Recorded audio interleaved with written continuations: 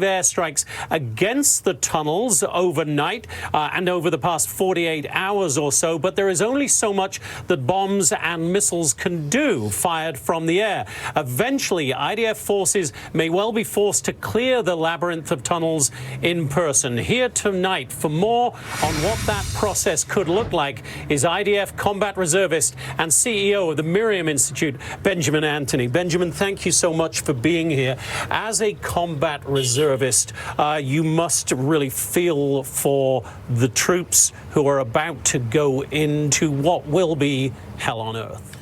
Yeah, I certainly feel for the troops, for the members of the Israel Defense Forces. I don't think they're terrified, however. I think they're very cognizant. I think that's a very good point. Yes, we should not have said that. They're very cognizant of what stands in front of them. It's going to be a long, hard grind, particularly if we get into subterranean warfare. But I do want to tell you, Jonathan, it's not inevitable that that will be the case. There are many ways of defanging Hamas, of this potent weapon, which is this tunnel network, that fall short of troops actually going in. However, since 2014, tunnels have been used as a strategic asset by Hamas.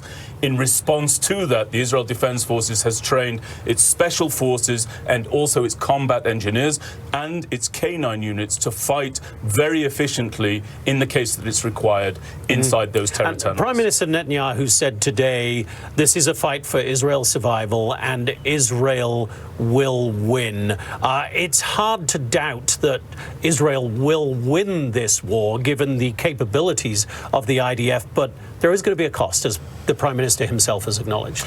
There's certainly going to be a cost. There's not going to just be a military cost, but the fact of the matter is, as combat soldiers come back dead and injured, which is an inevitable consequence of a combat situation such as the one that we face, that will bleed into the political realm. What everybody needs to understand is that's all been weighed out by our leaders here. It's not lightheartedly that we made this decision to broaden our incursion into the Gaza Strip on the ground at this stage. But yes, there will be a cost. But it's the job of the military to protect the citizenry in Israel, not the other way around. That's what we're in the midst of doing, and I believe that we will prevail. The difficulties for the Prime Minister and all of those making these decisions with more than 200 hostages held somewhere in Gaza, it is a horrible decision to have to make, to potentially send in thousands of troops and possibly in so doing sign the death warrant for some of those hostages. So no country has ever faced a scenario such as this. The reality of the matter is that the IDF and the political echelons and those atop the decision-making tree in Israel have decided that by pushing into the Gaza Strip, we ratchet up pressure on Hamas to release these hostages. Now, we're already seeing psychological warfare cynically deployed by Hamas, where they announced that they would release all of our hostages for all of the terrorists that the state of Israel holds inside our Israeli jails. I think that it's very important that everyone understands right now the decision is ratchet up the pressure, move into the Gaza Strip on the ground and let Hamas know that we are coming for them. Would you agree that there is no coming back from this for Hamas, that Hamas has to be destroyed, Hamas has to be consigned to the history books? I do think that it has to be consigned to the history books. I think, as I said earlier, there's going to be a great political challenge here as the cost of the incursion ratchets up. That's an inevitable outcome of conflict. The Israeli people, sadly, because of our history, know this all too well. But the target and the mission statement has been made clear and reiterated. Primary goal, to topple and destroy Hamas. Right there alongside it, the return of the hostages. It's right up there as a prominent goal, and I think that we're going to move towards it. So Hamas in Gaza, these possible, or already in many ways, a second front up in the north, Hezbollah fighting from its bases in Lebanon.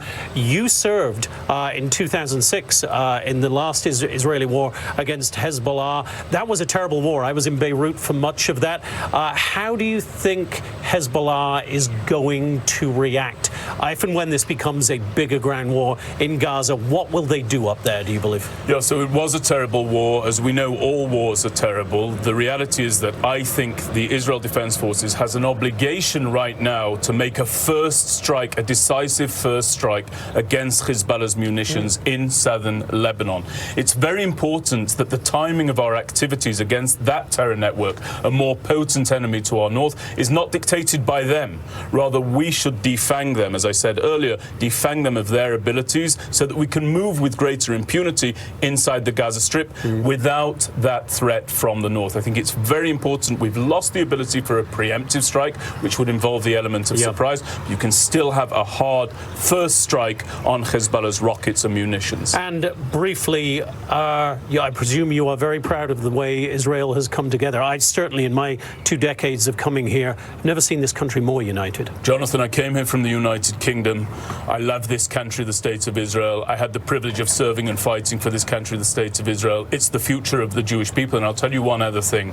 Prime Minister Netanyahu said, hearkening back to the Holocaust, never again is now. That was the phrase that he used during his most recent press conference. One point, we speak about the Holocaust. The reality is it's not the same Jews as were then. We've got a military, we've got a defense force, and we've got the will to win and the unity to do it. Benjamin Anthony, great to have you here tonight. Thank you so much for being with us. Actually, this morning in Jerusalem, it is now coming up to 6 a.m. here as Israel